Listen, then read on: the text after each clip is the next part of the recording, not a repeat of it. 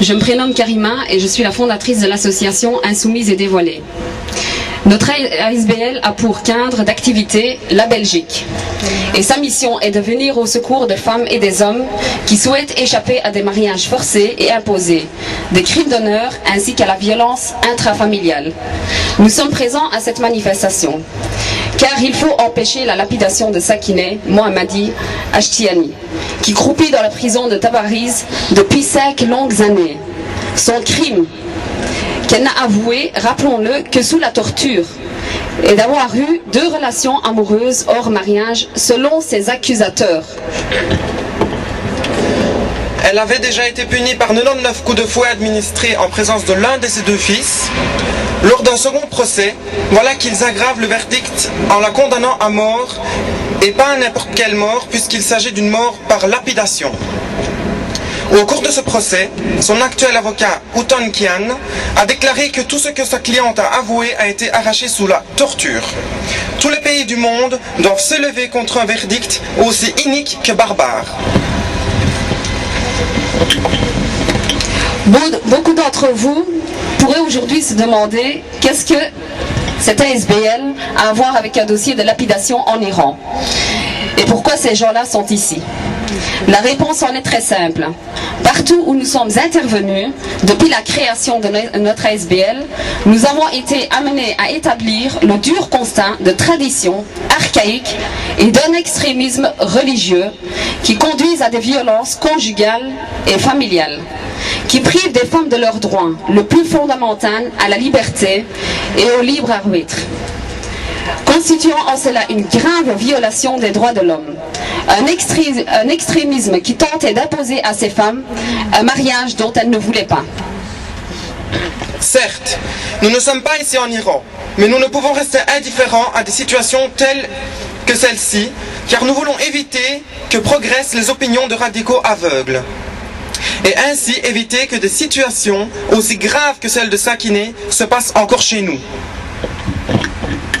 N'avons-nous pas connu l'année passée, c'était en Verse, le cas d'une jeune fille qui a été calcinée par un expert du Coran, sous prétexte qu'elle était possédée, alors qu'en réalité, sa famille refusait d'accepter son homosexualité. Sadia n'a-t-elle pas été assassinée parce qu'elle aimait un non-musulman ? Nos pays ont connu des années de dure lutte, il n'y a pas si longtemps que cela, pour donner à la femme son statut d'égal de l'homme, pour lui octroyer des droits égaux, une dignité et une liberté égales à celle de l'homme. Pourrions-nous tolérer aujourd'hui que des minorités extrémismes nous obligent à faire marche arrière? Je ne doute pas un seul instant que votre réponse est non. Nous ne le tolérons pas. Non, nous ne restons pas indifférents. Insoumise et Dévoilée souhaite proclamer aujourd'hui haut et fort sa profonde indignation face à ce qui arrive à Sakineh. Et nous souhaitons également manifester notre solidarité inconditionnelle avec toutes celles et tous ceux qui luttent contre la barbarie. En ce XXIe siècle, les droits de l'homme constituent plus que jamais une priorité pour l'humanité. Nous ne pouvons rester indifférents lorsque quelque part sur cette planète, une horreur aussi barbare que la lapidation peut encore avoir lieu et, en plus, être soutenue par tout un régime. Nous ne pouvons rester indifférents et passifs lorsqu'une seule personne est menacée dans sa dignité d'être humain, dans son intégrité physique et dans sa liberté. Mais nous gardons confiance, parce que c'est au travers d'actions comme celle-ci, au travers d'une mobilisation à grande échelle, que nous pourrons faire en sorte d'écarter l'archaïsme et la barbarie hors de notre monde moderne. Par ailleurs, l'islam aussi interdit ces pratiques d'un autre âge, et que le prophète lui-même avait déjà combattu en son temps. Au nom de notre association, au nom de l'islam, je demande que le monde entier se lève contre cette condamnation barbare et d'un temps lointain. Nous sommes au XXIe siècle. Il faut crier fort avec moi et dire non, non, non au jugement religieux. Pour Sakineh, surtout, mais aussi pour toutes ces femmes d'ici et d'ailleurs, brimées. Merci d'être là aujourd'hui. Merci. comment Je suis contente d'être là aujourd'hui pour porter la parole des féministes françaises, mais aussi de la coordination du lobby européen des femmes.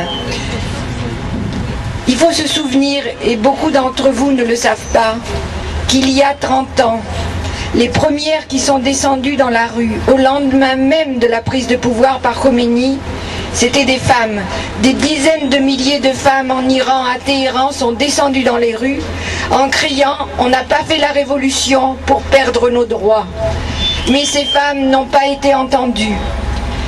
Il y a un an, lorsqu'on a pris conscience que le mouvement féministe était en train de renaître en Iran, un prix prestigieux qui est le prix pour la liberté des femmes de Simone de Beauvoir a été attribué à 1 million de signatures. C'est un groupe en Iran qui luttait et qui continue à lutter pour que les droits des femmes soient conformes aux conventions internationales. Mais encore une fois, tout ça est passé sous le silence des médias. Et il y a aujourd'hui une révolution en marche avec un visage, avec celui de Sakineh. C'est le moment d'oser dire que ça suffit du relativisme culturel, que ça suffit de confondre l'universalisme avec une soi-disant volonté de l'Occident de vouloir dominer. L'universalisme, c'est la défense de tout le monde, c'est la défense de tous les peuples. Il est temps de comprendre qu'une révolution ne se fera jamais quand on commence par opprimer les femmes. On voit aujourd'hui que c'est tout le peuple iranien qui a été opprimé.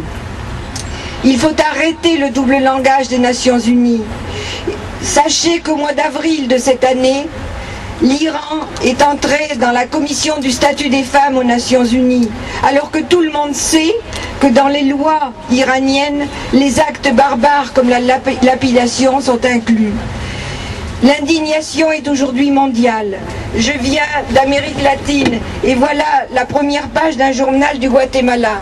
Ça veut dire que nous avons une chance unique d'avoir le visage de la révolte à travers Sakineh et qu'il ne faut pas s'arrêter et qu'il faut exiger que tant que toutes les Sakineh n'auront pas été libérées, que tant que la loi iranienne n'aura pas été changée pour être en accord avec l'universalisme, eh bien il faut exclure l'Iran de la commission du statut des femmes.